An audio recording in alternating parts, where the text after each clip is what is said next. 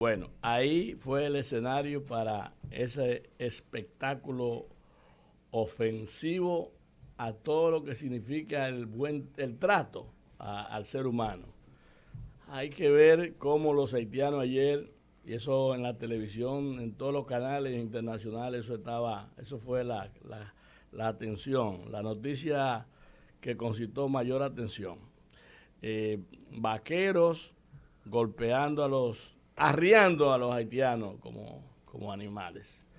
Y, y eso tiene una doble connotación para el caso de nosotros. Recuérdense que los norteamericanos han insistido mucho en que la República Dominicana tenga que asimilar todo el éxodo de haitianos y han querido presionar y han presionado. Sí. Han presionado.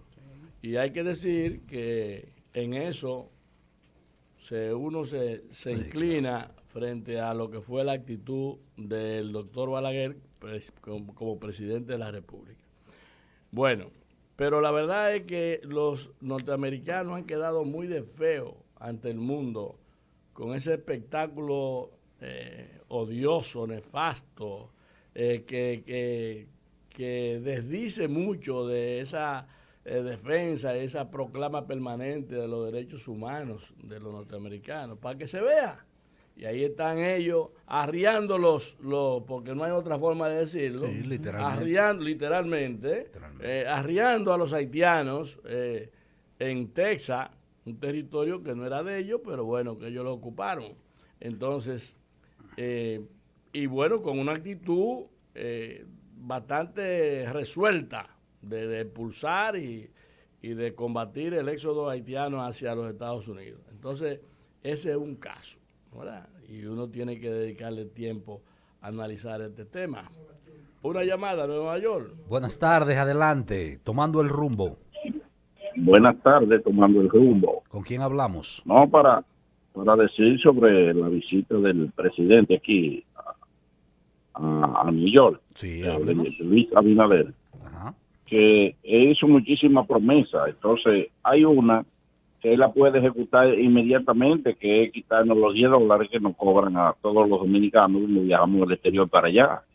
Eso solamente hay que poner el número de cédula en la aplicación que ellos tienen. sí. Cuando uno ponga la cédula ya no tiene que pagar esos $10, pero no, eso. Y además ese dinero no está en presupuesto, ese dinero no sé para qué que lo usan. Y sobre el viaje que hizo en clase económica, todos sus funcionarios, Sí. Es bueno que ustedes vean que la humildad no se puede ensayar, la humildad eso es innato. Entonces llega en un vuelo económico, Eso es pero en vez de consustancial a la hospedarse, persona. en vez de hospedarse en un hotel aquí en Washington High con todos nosotros los dominicanos, en un hotel que cueste menos de $100 por noche, entonces no se va uno lo más caro para downtown, para allá. Entonces, ¿a dónde que está la humildad y la economía que quiere hacer de los recursos del Estado? Muchas Buenas gracias, tardes. muchas gracias, señor. Por encima de la humildad tiene que estar la seguridad de un Estado y eso aplica tanto para el viaje como para el hospedaje del presidente. Así es. Señor Piña, perdón. No, yo iba a decir que a propósito de lo que dijo el amigo oyente, Sí, que los $10, él dice, y yo estoy de acuerdo con el planteamiento suyo, pero el problema es que los economistas dicen que eso va a lacerar mucho la economía, porque eso tiene una significación en el comportamiento económico del país que hay que revisar, dice él, decían ellos anoche, analizando el tema.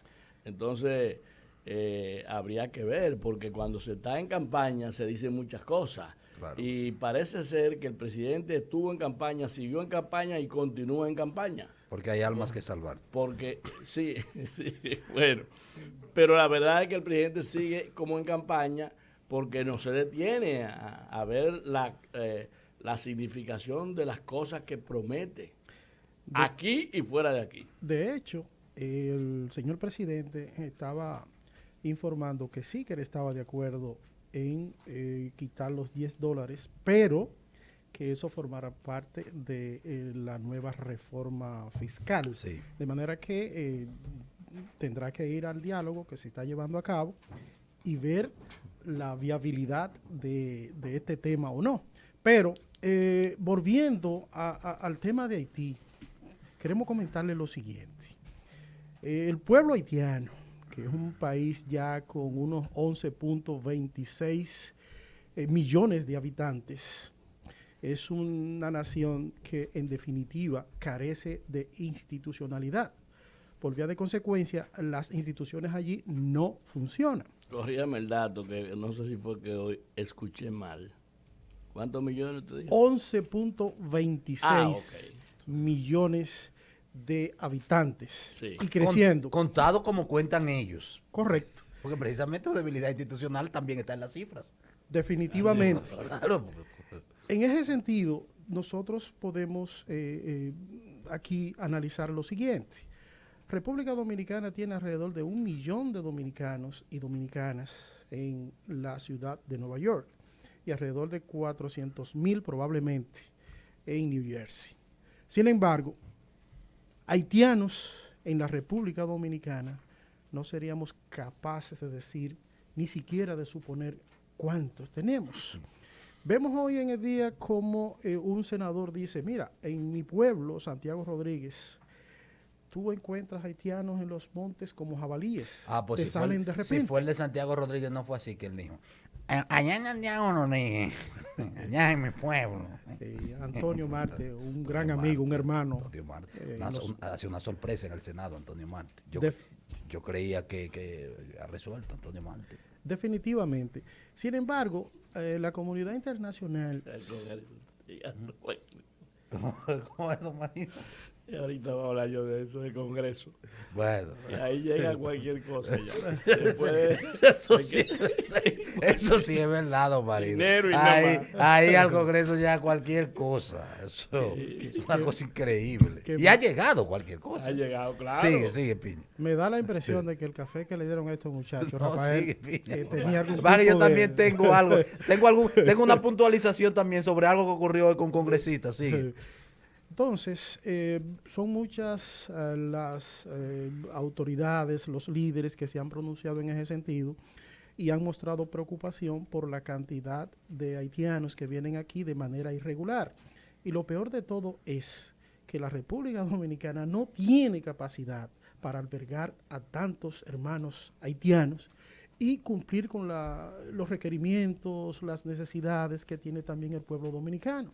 Si vemos las parturientas, el porcentaje en muchísimas ocasiones es mayor que las dominicanas en cada una de las maternidades y así por el estilo, y los hospitales por igual. Pero la comunidad internacional ha querido que el país se haga responsable absolutamente del problema haitiano. Recuerdo que en el 2014 y más atrás, se ha venido presionando para que el país le dé la nacionalidad a todos los haitianos que estén en la República Dominicana.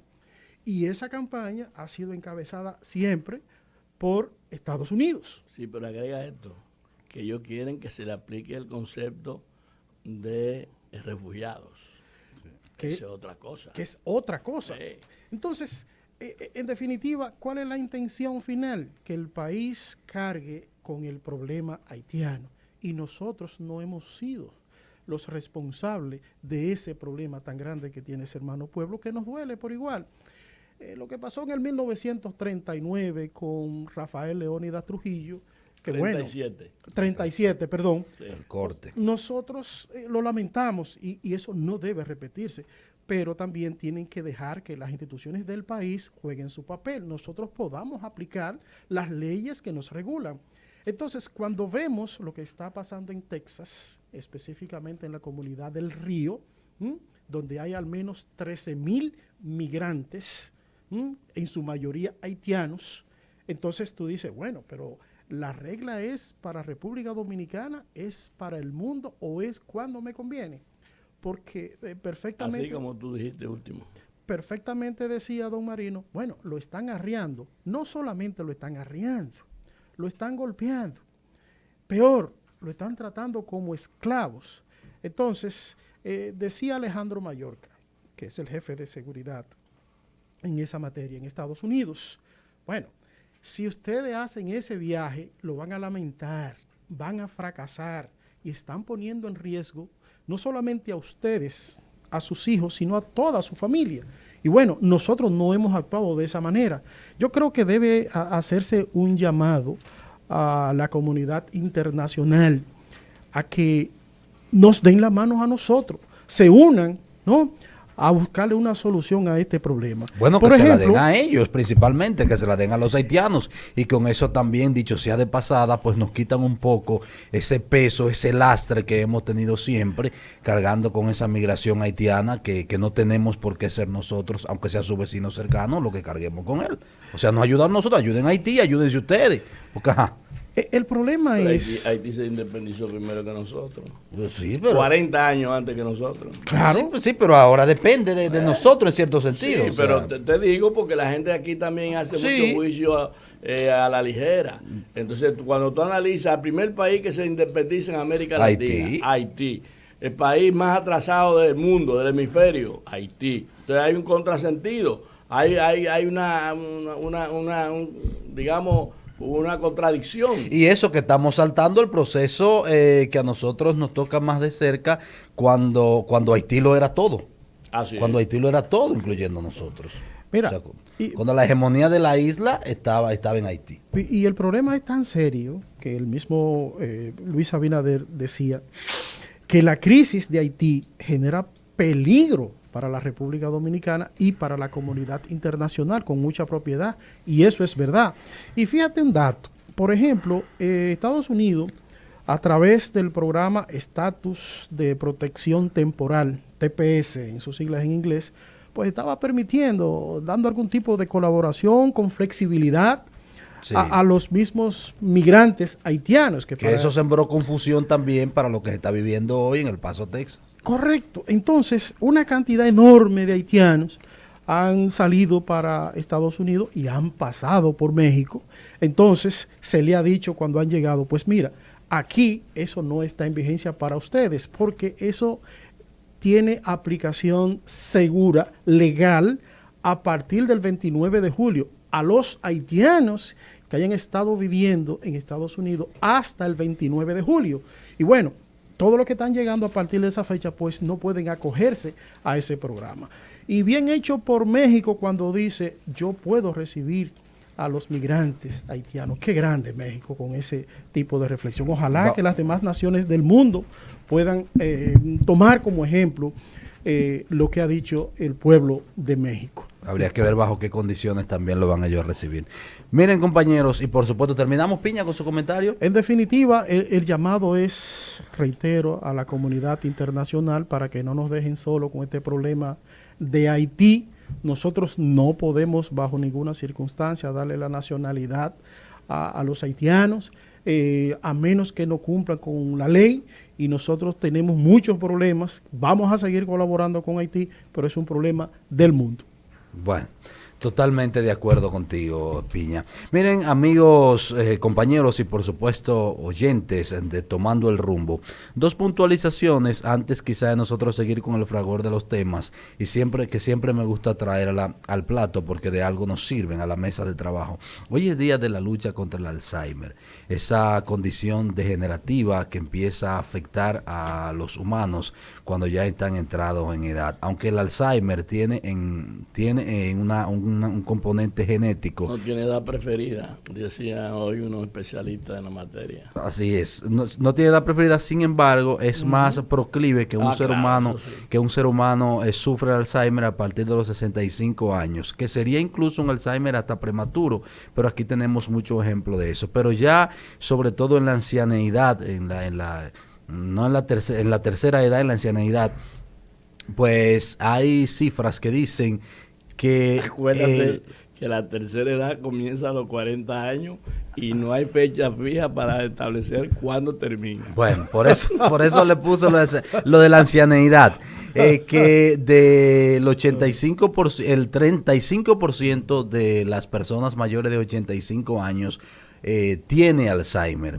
Y en nuestro territorio, quedándonos aquí localista, con lo que hemos vivido con la pandemia generada por la COVID-19, se ha aumentado la cifra del padecimiento de Alzheimer.